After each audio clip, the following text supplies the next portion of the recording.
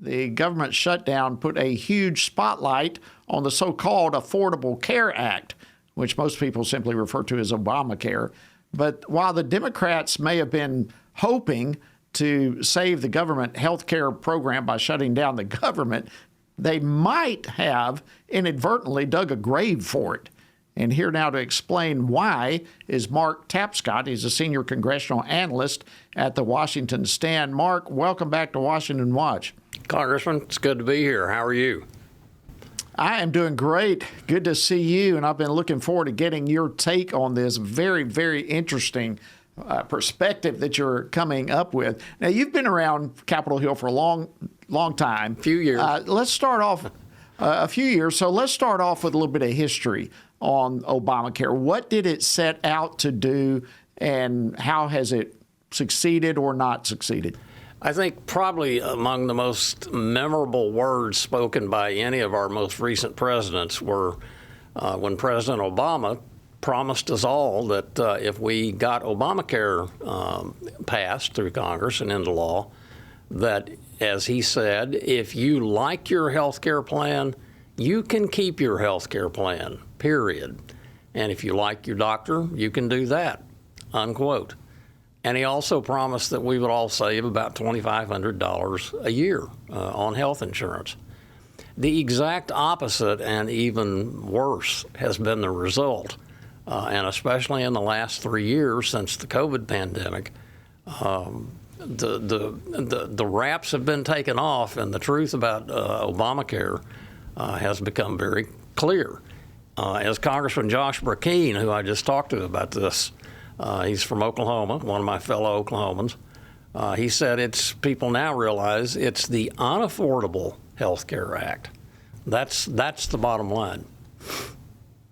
Yeah, and that's what's so interesting to me when we connect the dots between that and the whole battle over the shutdown of the government here. Mm-hmm. We heard demands, one after another from the Democrats over this whole thing. What is it that they actually wanted? Because obviously Obamacare was not producing what it was promised to produce. Yeah. One of the experts that I talked to for my story that came out this morning on this is Brittany Madee over at the Economic Policy Innovation Center. And she observed that, if Obamacare was so affordable, why did it have to have subsidies to get people to participate in it? And that's the nub of the problem and the issue in the shutdown. The tax subsidies, which put billions and billions of dollars of tax dollars directly into the coffers of the health insurance industry, were scheduled to be terminated as of December 31st of this year. Schumer and the rest of the Democrat leadership said, we're going to shut down the government if you don't, President Trump and congressional Republicans, agree to extend those subsidies. And the cost of doing that would have been hundreds of billions of dollars, and it would have, rather than helping consumers by lowering their premium costs, for example, it simply would have put more money into the coffers of the health insurers. That was the issue at the shutdown, though Senator Schumer didn't really want to talk about that. So for those who may not be familiar with how all this works, you've mentioned subsidies several times now. Explain what those are and how they work. They're basically, particularly as it relates to Obamacare. Yeah, they're basically tax credits. And there's a complicated formula, as there is with with every government program, whereby the percentage of the tax credit that you get is determined basically by your level of income. The less income you have, the more the tax credit is. And what most people do who claim the tax credit, and that's pretty much everybody on Obamacare, they allow the government to pay a monthly percentage to their insurer. Some of them do at the end of the year. They take the whole tax credit at the end of the year, but most people do it on a monthly basis, and that sends the money directly to their insurer. That's what the insurers don't want to lose. That's a tremendous income source for them. Yeah, I'm sure it is.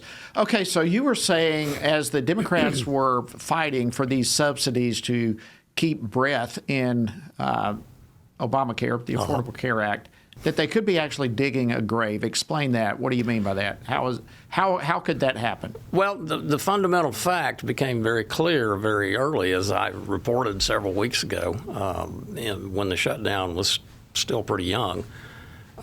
It opened the door to public examination and discussion of the many failures of Obamacare, the most obvious one being, if it's such a great program, why do you have to have these billions and billions of dollars of subsidies to get people to participate in it? It's like Congressman Burkeen said, it took the wraps off of the truth.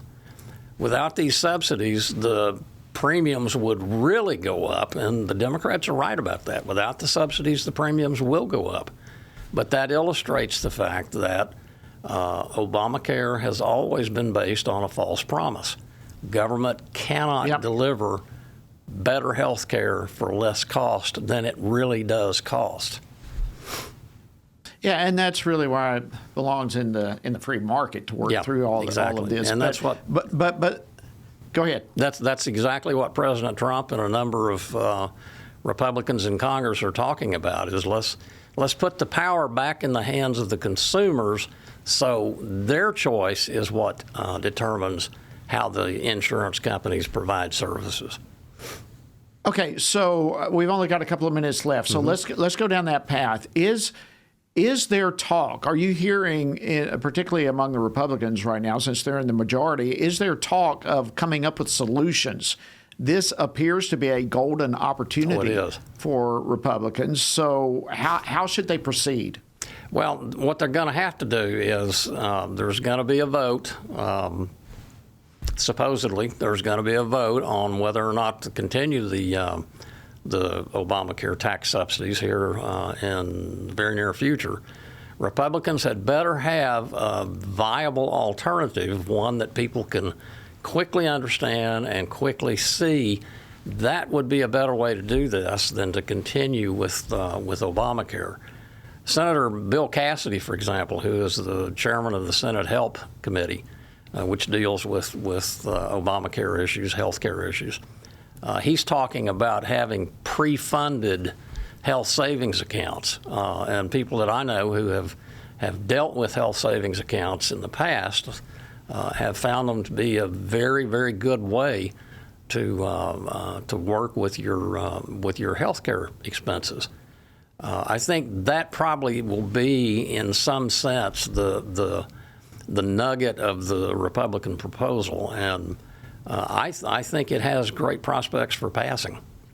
There will be some kind of compromise that will keep the subsidies maybe for another year, because you have to have a transition. Right.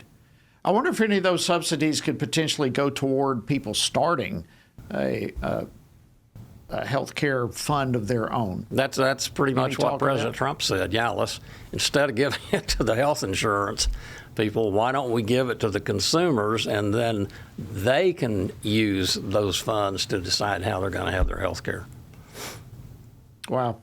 Well, if all this comes out, as you said, it looks like the Schumer shutdown was all for naught and actually could go against everything they supposedly were fighting for. Thank you so much, Mark Tapscott, Senior Congressional Analyst at the Washington Stand.